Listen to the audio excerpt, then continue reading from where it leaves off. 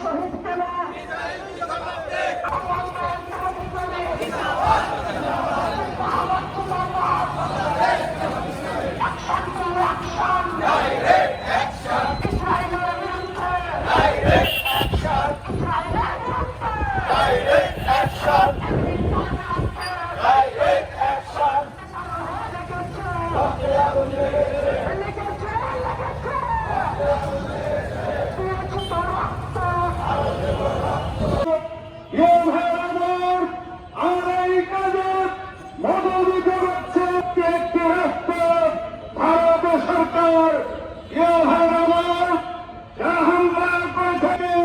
আমরা হুঁশিয়ার করে দিতে চাই, আরো বেশি দিন রাখতে না।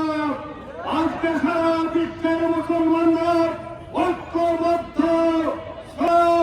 অদূর ভবিষ্যতে ফিলিস্তিনের বিরুদ্ধে মার্কিন সামনে দিচ্ছে গোটা মুসলিম বিশ্ব, মুসলিম উম্মাহ রোজারত, সিয়ামরত তরুণ যুবক এবং শিশুদেরকে তারা হত্যা করেছে।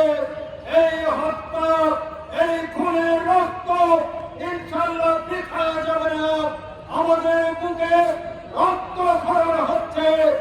কাঠ ও পিভিসি ম্যাটেরিয়ালের সংমিশ্রণে তৈরি আধুনিক আরএফএল উডিডোর, কাঠের চেয়েও কঠোর। ইসরায়েলের সকল পণ্য বন্ধ করতে হবে। আমরা বাংলাদেশ সরকারকে জানাতে চাই, ইসরায়েলের সোশ্যাল মিডিয়াতে দিতে হবে।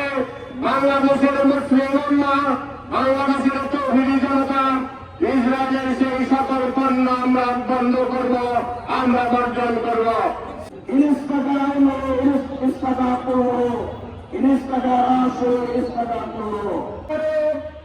শ্যাম সামরায় যখন ফিলিস্তিনের গাজাবাসী যখন শ্যাম সামরায় সকল চুক্তিকে, যুদ্ধ বিরোধী চুক্তিকে লঙ্ঘন করে এই বর্বর ইসরায়েল বাহিনী ফিলিস্তিনের উপরে পাশে হামলা চালিয়েছে। এখন গোটা মুসলিম জাতি সারা দুনিয়ার যেখানে যাবত না কেন, তারা মরণ দেশগুলোকে বলতে চাই, জাতিসংঘ আজকে কি করছে, জাতিসংঘের কি ক্ষমতা আছে এটাকে কার্যকর করতে পারে না কেন? জাতিসংঘের সাথে আমাদের প্রতিবেশী দেশ ভারত আজকে ইসরায়েলের মিত্র শক্তি হিসাবে তারা ভূমিকা পালন করছে। তারা আমাদের বন্ধু নয়, তারা আমাদের চির দুশমন। আমরা কথাই বলব, আজকে তাদেরকে আমাদের ইরান, ইরাক সহ পাকিস্তান সহ আফ্রিকার দেশগুলো সকলকে ঐক্যমত হতে হবে।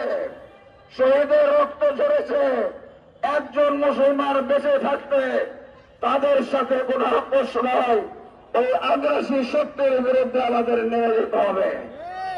আমরা বাংলাদেশের প্রান্তর থেকে ঘোষণা দিচ্ছি, আমাদের সুযোগ প্রয়োজন, এদেশের মুসলমানরা বসে থাকবে না। এই ইহুদি আগ্রাসী শক্তির বিরুদ্ধে আমরা ঝাঁপিয়ে পড়বো ইনশাআল্লাহ। আমরা ইনশাআল্লাহ সকলের কাছে আশাবাদ ব্যক্ত করে শেষ করছি। আল্লাহ আসসালামু আলাইকুম ওয়া রাহমাতুল্লাহি ওয়া বারাকাতুহু। এই ইসরায়েলি শক্তিকে বেশি নাবুদ করে দেওয়া হবে, আল্লাহ তোমার শক্তি পাবে নাকি?